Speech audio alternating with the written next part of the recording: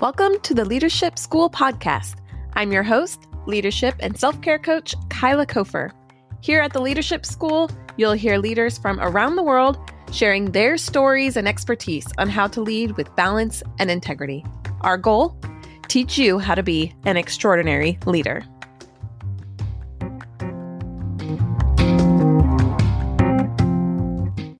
Welcome back, leaders. Thanks so much for joining me for our very last episode of the college tour. This has been really, really fun for me to have conversations with faculty and staff from these college campuses around the country. I hope we have more of these in the future, but this has just been a really great series. I hope you've enjoyed it like I have. Today, we are talking with my old friend, Gilbert Collins. Gilbert and I go way back. I knew him and his wife. It went years and years and years ago. And so it was really fun to reconnect with him. He is now the director of global health at Princeton University. And so he talked a lot about just his experience and how he led up to his current role. And it was just really fascinating hearing his own leadership roles and what he has learned through being the director of the Peace Corps, which he did before he came on to Princeton, and then how those leadership skills that he learned there of applying to what he is doing now, and some ways that you could be involved with Princeton, and some programs that they have for learning and getting into public policy. So he's really heavily involved in that. It's a fascinating conversation. Gilbert has really taught me a lot. I'm so excited to introduce him to you. So please join me to welcome Gilbert Collins. Gilbert, thank you so much for coming to the podcast with me. It's really nice to see you. We both lived in DC at the same time and we're part of the same community in DC. And so it was before any of us had kids and all that. And so it's just nice to see you and reconnect. Thank you. Yeah, likewise. I'm excited to pitch into your podcast. Awesome. Okay, so let's get started. And I'd love if you could just introduce yourself and tell us about who you are and what you do and some fun things about yourself, and we'll just let it roll from there. Sure. So my name is Gilbert Collins, and right now I work at Princeton University in New Jersey in the position of Director of Global Health Programs, where I support students and faculty and other researchers who have an interest in global health and health policy. Before coming to Princeton 9 years ago, I lived overseas in Africa, directing Peace Corp programs in Namibia and Botswana. And before that, I worked in humanitarian relief with the U.S. government based out of Washington, but traveling around the world to respond to different kinds of disasters whenever they happened on an emergency basis. Oh, wow. Okay. Tell me more about that. Traveling around the world with different kinds of disasters. I didn't know about this. Or maybe I did, but I want to hear more.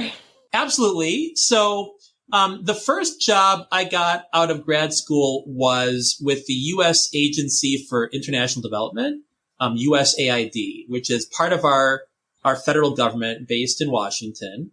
And that office is charged with responding to emergencies around the world on behalf of the American people to save lives and alleviate suffering. And so there, for most of my time, I was the leader of our evaluation and planning team. So doing strategic planning of how the U.S. can respond to disasters. And then once they do happen, how can we monitor and evaluate what we're doing to make sure that we're helping the best number of people most efficiently and being responsible stewards of the resources that we have. So that was a day job. But whenever a big emergency would happen, you could either be deployed to the field to help respond, or you could be asked to serve in a coordination role on a response management team in Washington at our headquarters. And so with that position, I went to the field many times, including to Central America to do hurricane relief. So in El Salvador, in Costa Rica, and in Honduras, to Kosovo for a month or two, doing communications reconstruction after the war there, to Sudan during the conflict in Darfur to work with different relief agencies on some of our relief priorities, also to Congo, to Central Asia near Afghanistan, Middle East, and a few other places as well. Okay, so I have about 10,000 questions right now. So first, what was your graduate degree in? Because you said you did that after your graduate program. What was your degree in? Right. So as an undergrad, I studied political science and government, and then went straight from there to grad school, also here at Princeton, where I am now. And I studied international development and public policy. Okay, so that makes sense that you progressed into working for USAID. I'm curious, like, what caused you to be interested in doing relief? Like, what's that progression of joining a relief program? Yeah, that's a good question. So I'll answer by taking a step back into what I wanted to do in general. And that relates to why I chose to study what I did. So actually, I'll take it a lot farther back even than what you're asking. I was born in Germany. So I mentioned that because my parents were working there for about 3 years. My dad was directing Boy Scout programs for American military and diplomat families. And so I have no recollection of that. They moved to Milwaukee, Wisconsin when I was 6 months old. But the reason I mention that is the idea of working overseas or living overseas was always something that was in the back of my mind. And it wasn't something exotic. It was always something that you could choose to do if you wanted to, because my own parents did that. So I grew up with an appreciation and love for other cultures and other peoples. And so when I was young, I studied, among other things, lots of foreign languages. So I went to a grade school. They taught everything in German. I then in middle school started studying French. Then in high school took German and French and added Spanish.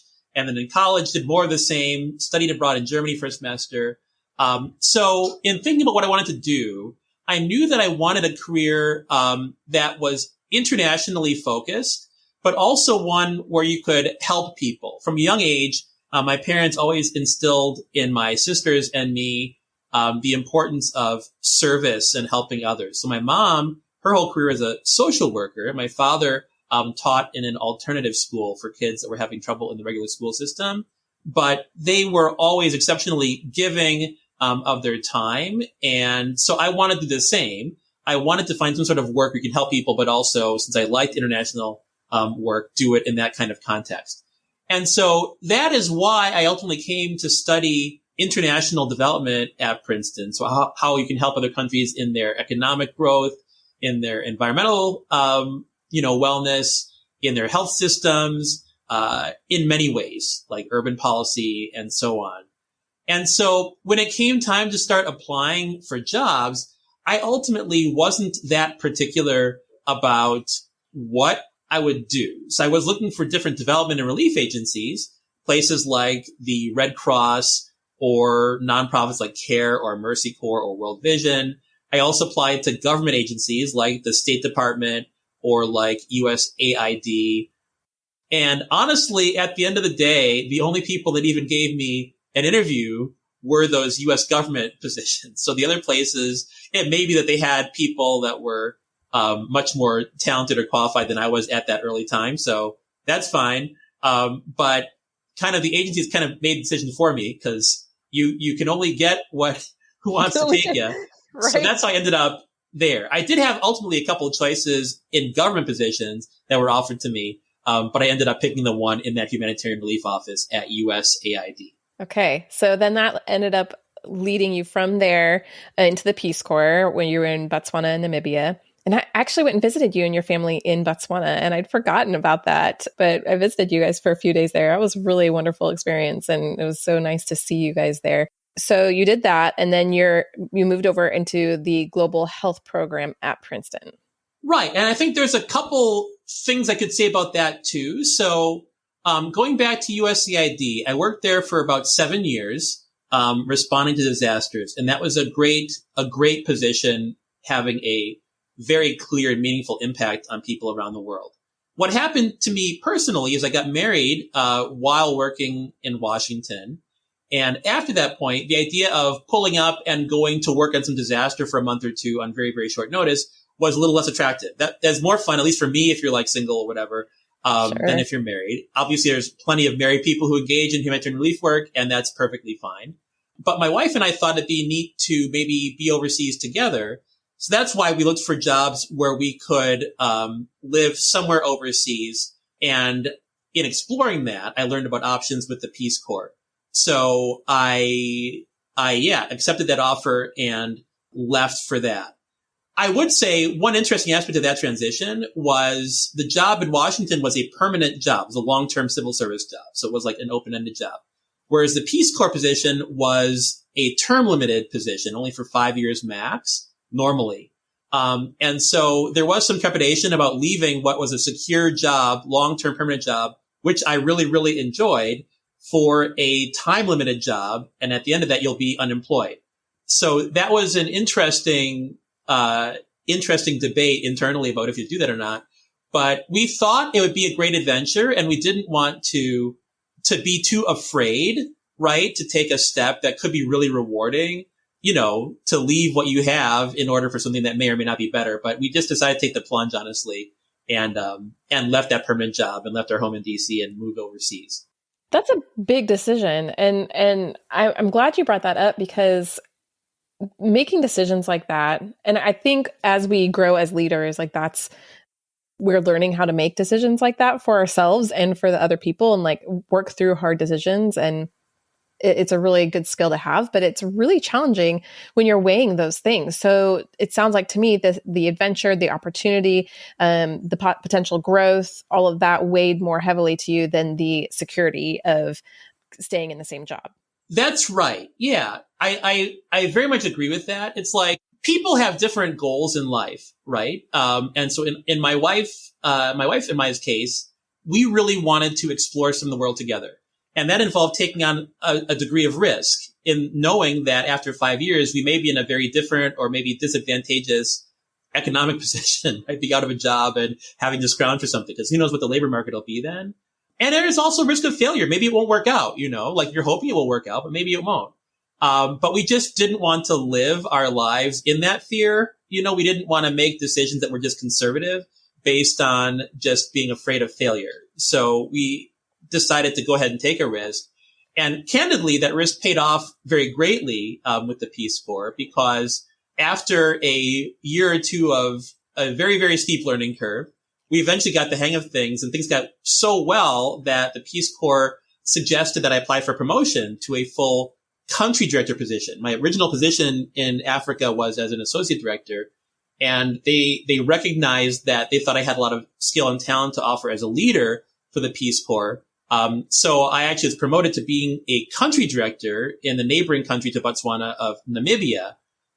So in charge of all the Peace Corps volunteers and about 30 staff, and in charge of diplomatic relations with the government, and meeting weekly with the U.S. ambassador and her close advisors. And all this when I was just in my mid-30s, because a typical Peace Corps director is frequently professionals in their 40s, 50s, 60s, or retired executives or other things like that. And so for me, being that in that leadership role at that relatively young age was pretty unique. And it was a good honor, but it was exciting. And it was kind of, again, part of the payoff for having taken that risk and leaving the great job in DC for this adventure overseas. Wow. And that's exactly why I wanted to talk with you. And I want to get into talking about Princeton and your role at Princeton too, because this is still part of our college series. And I know you're not a faculty professor at Princeton, but you've had such an enormous amount of leadership experience all around the world, literally. You speak how many languages? It's like 5 languages that you speak. And you have so much experience and expertise that you bring to everything that you do. It's really, really valuable. And I'm really grateful that you're sharing it. And so I'm curious, before we launch into talking more about your current role, when you're in the Peace Corps and leading people, were you just leading Peace Corps volunteers who were in Namibia, or were you working with them in a broader area? But also, either way, what's it look like to lead people who are so spread out? Right. So that's a good question. I'll focus on the 4 years that I spent in Namibia as the country director. So I'd say from a leadership perspective, again, there are kind of these 4 areas that you're engaging in. One is, and probably most importantly, is being a leader of the Peace Corps development programs taking place in the country, led by the magnificent and tireless work of the Peace Corps volunteers. So that's like deciding what programs you actually are working on and what new ones to start implementing and things like that?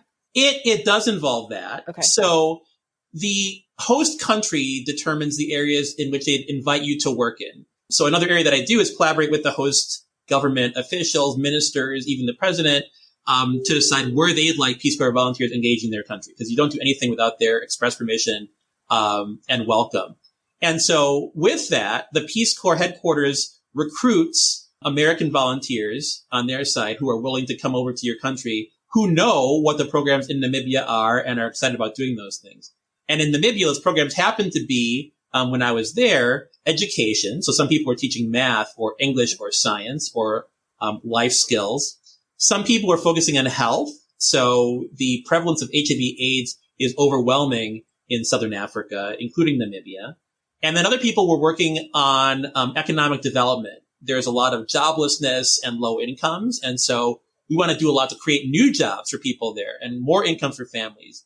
So that's what we were doing. And so leading these over 100 Peace Corps volunteers scattered around a country twice the size of California was definitely the most important thing. Like setting a standard, encouraging them, making sure they're well-resourced, well-trained, and most importantly, again, making sure everybody's safe and healthy. That's really the most important thing, and everybody gets home safely. So that was one big aspect of my job.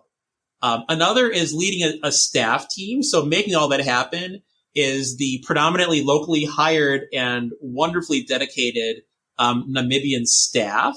That includes trainers, that includes program supervisors, it includes administrative officers, it includes medical staff, safety and security staff, IT staff, drivers, everybody, from the biggest to the smallest, who make everything run there.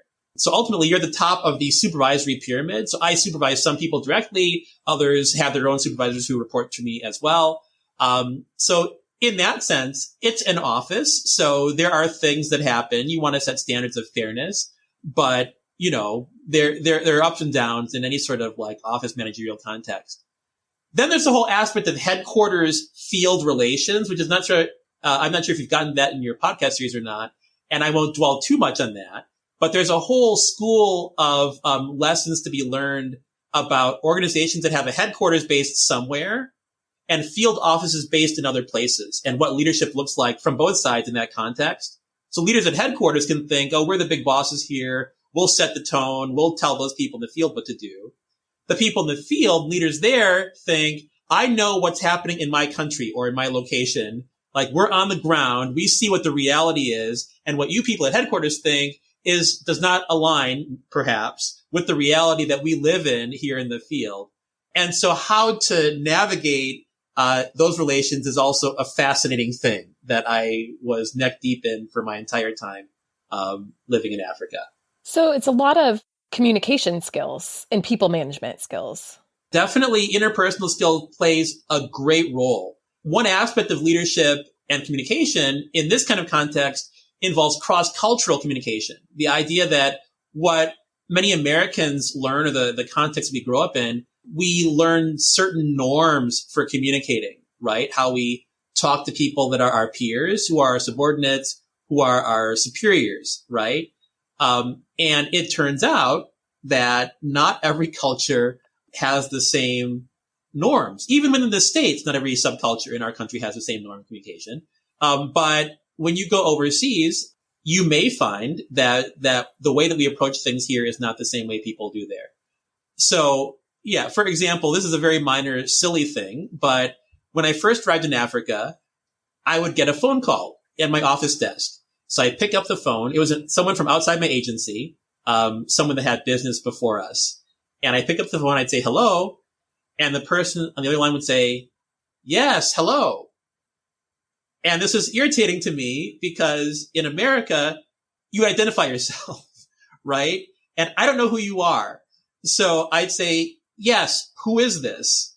And then they'd identify themselves and they'd ask me how I was doing and such. And I'm thinking, why are we talking about this? I don't even really know who you are. Now I know your name, but you know, how I'm doing, how my family is doing is quite irrelevant to whatever we're going to be talking about here. And over time, I came to understand that establishing a baseline in day-to-day conversations of, you know, how you're doing, how's your family doing, this kind of thing was very important locally, culturally, before you went on to any sort of business, right?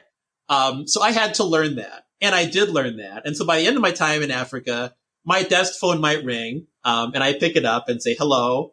And might say, yes, hello. And I'd say, oh, how are you? And they say, oh, yes, I'm fine. How are you doing? I'd say, I'm doing very well. Thank you. And then they may even ask it a second time just for good measure. Yes. Okay. You're sure you're well. You're well. Yes, I'm very well, thank you. And okay, I wouldn't say that. I wouldn't say okay. I just wait. I'm like, okay, at some point they're going to say what they'd like to say. And then they might say, yes. So I was calling because I saw your advert in blah, blah, blah. And then you kind of move from there. So yeah, just communication is definitely, I think, important, and understanding how different cultures communicate in different ways and being able to change according and adapt according to where you are. Yeah, understanding their values and methods. And I'm over here like chuckling a little bit hearing your story, but also like there's the joy in it. This is something fun to learn about these people and learn how can I do this. And so leading people from different ways of thinking, it adds that extra challenge because now you're their boss, especially the people in your office who are Namibian and you're their boss. And so it's learning how do I communicate these things in a cultural way that they understand, but also how do I get things done in a way that I know that they can move forward? So what is it? How are you balancing your American way of like, let's get to it, and the other way of it will probably still get done. It will get done. It will just get done differently. Right. So the staff that work for the U.S. government at embassies or at U.S. agency offices overseas, again, exceptionally talented people. I can't say enough wonderful things about the staff who worked with me and for me. They tend to adapt rather quickly to like the American style of doing things, because embassies do kind of more operate on kind of a U.S. pace, you could say. There's like constant communication every day with headquarters in Washington. And even for your locally hired staff in the Peace Corps office, they are also communicating every single day with their counterparts in Washington, D.C. as well. And so a Peace Corps office does tend to kind of move quickly. Meetings happen generally on time, and people are pretty efficient. So I'd say in that way, oftentimes, generally staff that work there understand like their kind of wacko American counterparts' ways of, moving forward, and sometimes being a little less, having less concern for some of the pleasantries that I was discussing earlier, and accepting that it's not because we're all rude, it's just they adapt. They're very understanding. At the same time, though, that is one of the things for new Peace Corps volunteers, not staff volunteers, American volunteers that come to Africa. They do spend 2 to 3 months at the outset, before they even start any kind of work, learning language, but also learning cultural norms so that they can, to the extent possible, hit the ground running once they do get to their sites, not making some of those mistakes that I might have when I first got there, right? Understanding like, this is how this is going to work with communication. This is respect for your elders here. This is how to keep your mouth shut in the right times, because you are young and you are junior and you respect people who are older, even if you don't agree with them. Things like that. Peace Corps invests a lot of time and effort orienting newly arrived volunteer trainees to before they start their work. That's really helpful. And everybody will accomplish a lot more if they come from an understanding to begin with. So I started this podcast because I wanted to learn and grow in my leadership journey. And I have been so incredibly inspired by the guests and the conversations. And especially recently with this college tour, I've really learned so much. So once the interview ends, I actually keep the conversation going, because I have found that sometimes the richest part of the conversation is when we feel like the interview's over and we can just kind of have a relaxed, more casual conversation. Also, if you've noticed, if you've been following this podcast for some time, I used to ask every guest 2 questions. What does integrity mean to them? And what does balance look like to them? Well, I haven't stopped asking those questions. We're just putting those over on our Patreon page.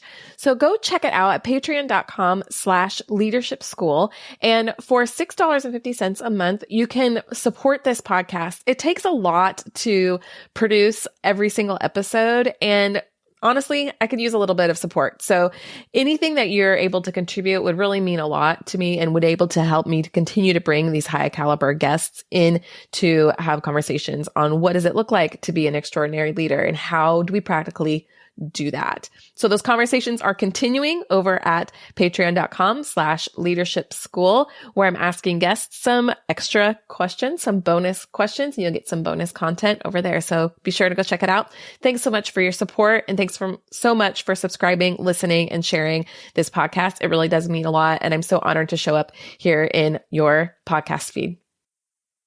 When you were doing these programs in the Peace Corps, or just Peace Corps in general, are these Peace Corps programs or are they volunteers who come into already operating programs in the country just to support them? So in those three areas I mentioned earlier that we were active in Namibia, education, health, and economic development, how it would work, if you're in education, most typically you would be assigned to a school somewhere in the country, and you would normally teach some classes in whatever your area is, mathematics, science, again, English, life skills, other areas as well. But importantly, the point isn't just to fill a position. It's to build local capacity, because Peace Corps is sensitive to the idea that people are taking jobs away from others. So you always have a counterpart, at least one counterpart, if not more, who you're collaborating with at that same school. You may be sharing expertise, because Peace Corps volunteers that work in education universally have experience in that field before arriving. They may not always have been school teachers. They do have training in tutoring or other areas before they're even accepted to the Peace Corps. But the idea being they are building capacity of local counterparts as well. So as they teach, they may co-teach or, partner teaching, and also run co-curricular programs like life skills clubs after school or sports clubs or HIV/AIDS clubs or other things like that. But still all within the context of Namibian schooling system. So you are teaching to Namibia's curriculum. You're not teaching your own Peace Corps curriculum or anything like that. You are working in one of their schools with their Ministry of Education's blessing. For health volunteers, you could be assigned to a few places, maybe a local clinic, a local hospital, a regional hospital. If so, you're at the direction of the leadership in that facility. They are your boss and they are telling you and giving you direction on what you do on a day-to-day basis. So you may be helping support health campaigns, vaccination campaigns, HIV/AIDS testing campaigns, treatment, care, various things. But again, it's at the direction of Ministry of Health or whoever's running the center where you're based. Some are also based with nonprofits. There may be a nonprofit that's doing some sort of HIV/AIDS work or some sort of work on malaria or tuberculosis. And if so, you're partnering on whatever they are doing. But again, it's their programs. You're walking alongside them, but also are building capacity with the idea, whenever possible, to work yourself out of a job so that you've built enough local capacity at that host that they can kind of do that work without you, hopefully, once you have left. You've got a legacy of, the support and training that you've given, but in many cases, you won't be needed, or at least a follow-up person won't be needed when you're gone. Same for our economic people. Again, they partner with their host org, build capacity, and hopefully work their way out of a job. So I'm hearing as your role as a director involved too a lot of collaboration, probably a lot of listening. I'm making an assumption here, just a lot of listening, what the needs were and how can you collaborate in a way that benefits and not a way that harms, and then leading the people to be able to do that successfully. Absolutely. Yeah. Like I mentioned earlier, what drove me into this whole world was wanting to serve people to the extent possible. And so living in a country like Namibia, which is vast, again, it's a really pretty big country, but also very sparse. It only has a little over 2 million people, and again, twice as California. So it's the second least densely populated country in the world behind Mongolia. But there are just so many areas in which they were very eager for support from Peace Corps volunteers. So it's honestly a negotiation of, with our limited capacity, ultimately, we can't send infinite number of volunteers. Like with the limited number of people that we have, how can we make the biggest benefit and the biggest impact on behalf of Namibians, and geographically, again, spaced all over this vast, vast country? Like, what are the lowest hanging fruits or the most meaningful fruits, that can be tackled in order to just have the most impact? And so negotiating between different programs, if you have 100 volunteers who could come, okay, we'll put 20 volunteers here and 30 here and 20 here and things like that. But it's all for the good. Again, it's tough decisions to make, but they're good decisions because you do know that no matter where you allocate your resources, you're going to have a positive impact. Well, that was my next question for you, is about this decision making. So what's something that we can help our listeners here who are really wanting to advance and just have something to support their leadership journey? How do you approach decision making when you have so many things that you're trying to coordinate, so many decisions to be made, and trying to make the best possible ones? Like, what does that look like when you're there on the field or in your current job, do you have a method of decision making that you found that has worked for you, that you could spell out? I mean, sometimes we just do our decisions. We don't really acknowledge, like we don't really understand, but you're crazy intelligent. So I'm sure that you've worked this out, but I'm curious if you could share a little bit about that. Like, what does that look like in making your process of making some of those decisions? Sure. So I know there's a whole literature on this that I'm not even personally that familiar with, but I can tell you just practically speaking, kind of 4 approaches I might take for in your experience, decision making. Sure. So one approach could be a complete decentralization or delegation of decision making to lower levels that are more intimately involved in an issue. So, for example, if in the Peace Corps you have 4 volunteers and 10 sites that want to volunteer in health, so I have my associate director for health programs. I could choose to delegate that decision to them with their expertise on each of those sites, what the best place is in their opinion, because I personally will not have a strong opinion about that. Or even if I do, I may respect them to the point that I'm going to delegate this decision to you. So I guess more broadly, when possible and applicable, just delegating decisions to people at a more working level, both to empower them and to show them that you respect them and their judgment. Now, granted, as a manager, you want to make sure that you are also willing to abide by whatever decision they make.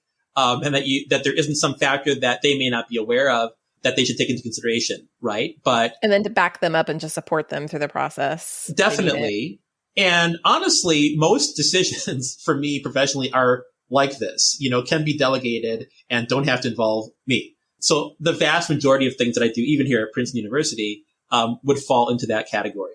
So it sounds like really learning who you can delegate to, like who are the appropriate people for this, and empowering people. It's not just delegating and like passing tasks off. It's empowering people and supporting them to make decisions that are in their best interests. That's right. Yeah. And given that you made that decision to delegate to them, as you said earlier, also backing them up and supporting them if there ever is any turbulence down the road on that. So then another thing, if I'm making a decision, there are a few ways where that may play out. So one way could be some decisions that require one person to make them because there may be powerful arguments on more than one side. And so doing your best to bring a group together to discuss pros and cons, gather information. People can advocate for different positions. And then at the end of that, have a leader make a decision. Like if there's just a dispute of some kind that can't easily be rectified, a central person might make a decision. That's one way. Another outcome is having a more democratic process, / consensus process where, okay, we bring it to a group, we advocate vigorously for different positions, and a group takes a decision on it. Like what ultimately in the room is a consensus on this. And if a vote, if it's appropriate for that scenario, then one could go that direction too. Like, okay, our team, what do we vote on doing if we felt that was appropriate? So those two were like, say, bring the group and the leader makes the decision versus bring a group and there's either consensus or you take some sort of democratic vote, might depend on the nature of the decision. It's hard for me to think in the moment right now of like differences. I do know that I've used both approaches depending on the issue. And it might be related to my own judgment on the importance of the decision and whether or not one way or another is the best approach. I'll just lay that out there though. Anyway, we've used both approaches. And then another one, kind of an extreme case, and this would come up sometimes in my humanitarian work, would just be an approach by which a leader just has to gather information rather quickly and be very, very directive in nature, right? And just say, you will do this, you will do that. Where there isn't really time for a longer deliberative process. This isn't to say in the absence of information, the leader, even in that last scenario, can gather all the information they want. But at the end, it's not necessarily, when you've taken people's information that they have to share into account, it may be that this is going to happen like this, and then this is going to happen like this. That's often around, like, say, emergencies or things where time is really, really of the essence. Like maybe somebody is really sick or somebody's been the victim of a violent crime. In some cases, there just have to be quick decisions made.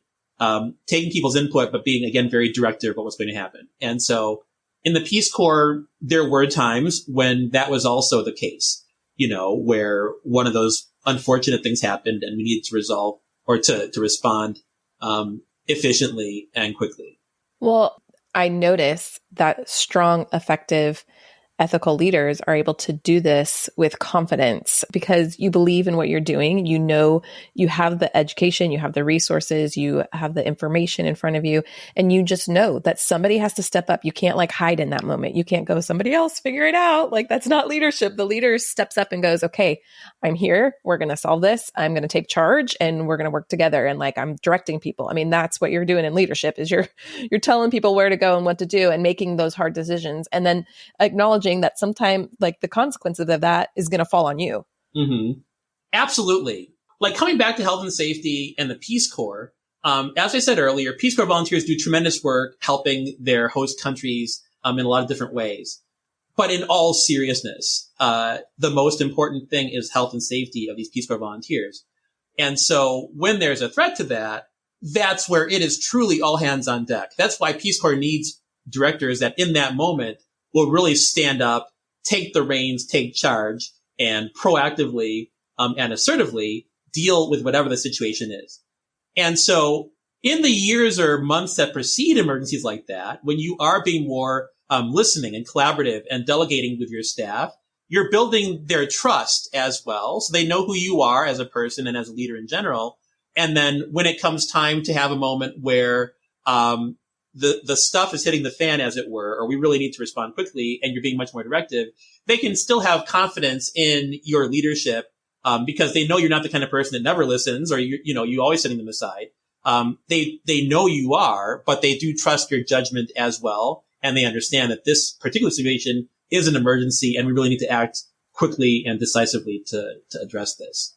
So taking on that role as the leader and having built that trust, is there fear in there for you, in making those decisions?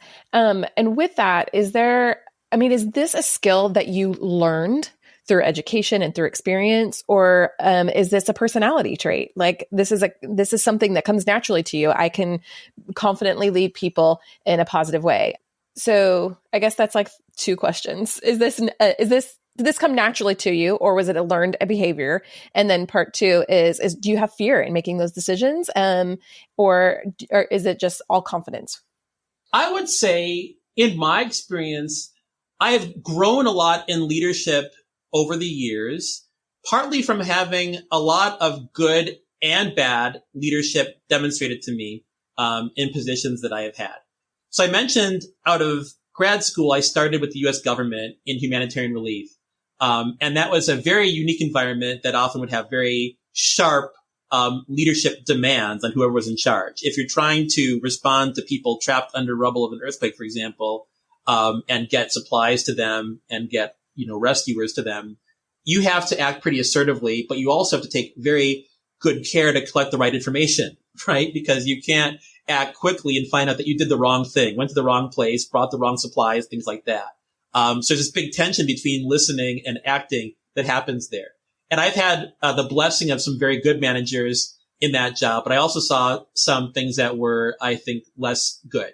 And no matter good or bad, you're always learning. And so what I brought overseas when I went there was the fruit of a lot of those lessons. So I would say a lot of my approach to leadership has been based on observation and learning over time.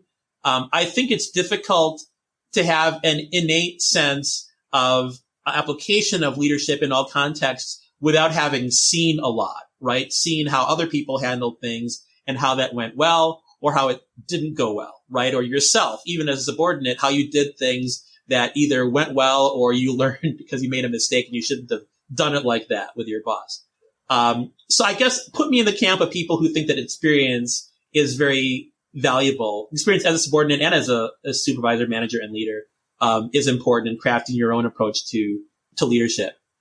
I also don't have a whole lot of fear generally in leadership, partly because decisions have to be made, I guess, ultimately, right? And so I'm comfortable making them. I do like to gather information. I like to empower staff. I like to to make things as collaborative as possible, when possible, in this decision making. But when it comes time to actually lead or, advance our team's objectives or make some difficult calls, I don't usually have a lot of fear there. And that, whether that's experience or not, or just innate, I don't know. That's a good question. Yeah. I think it's both. Maybe. Because you mentioned earlier, you did have some fear about going and making that decision to go to Africa, but in practicing that, it's even in those personal decisions as we're practicing, like making that decision of I'm going to do what I think is best for me and my family and best for our goals and our vision and our values and making that decision regardless. Like the more you practice that, the less fear you have in making some bigger decisions. So I think it's pretty great. What an incredible story you have. And really, I'm just honored to be your friend and really appreciate you sharing all of that with me and our podcast. So thank you so much, Gilbert. Yeah, thank you, Kala, for having me. It's been a pleasure.